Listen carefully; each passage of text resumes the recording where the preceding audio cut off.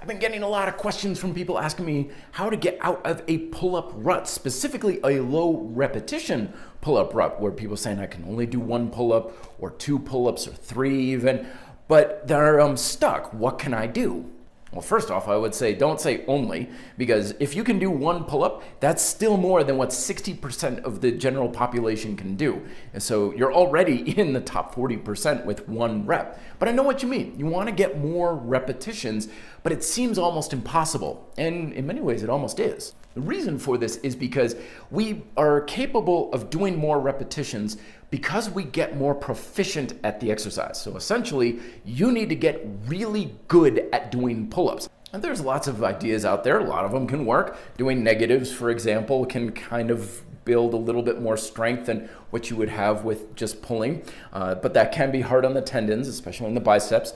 And grease the groove is also very good because you're getting more volume when you're just doing one throughout the day for many different sets. But these can be hit or miss for some people and kind of hard to maintain, which is why I recommend the following two strategies.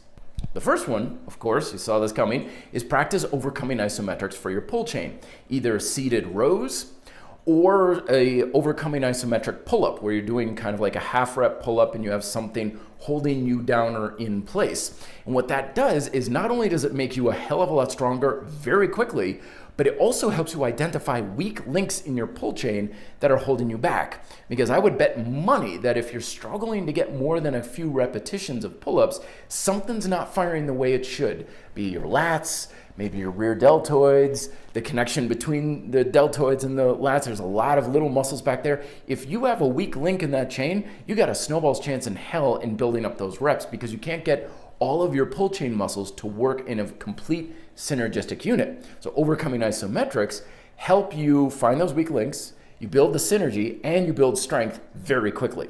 And the second strategy I would say is employ a regressed pull-up technique so you can really get a lot of good repetitions in, particularly like jackknife pull-ups. I don't see nearly enough people doing jackknife pull-ups these days. I don't know, maybe it's like there's a stigma around it that they're not real pull-ups or some nonsense like that. They are as real as any other pull-ups.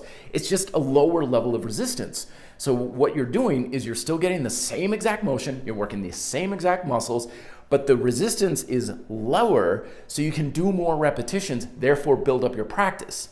So what I would do is practice primarily jackknife pull-ups and do the full-on pull-up about once or twice a week, or just kind of when you feel you're strongest.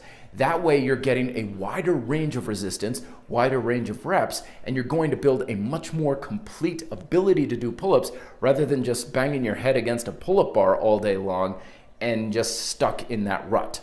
So there are my tips. Love to hear your tips down below on anything pull-ups and calisthenics. And of course, as always, you can check out more videos here for pull chain, biceps, back, and other calisthenics advice. Thanks much for watching. Be fit, live free.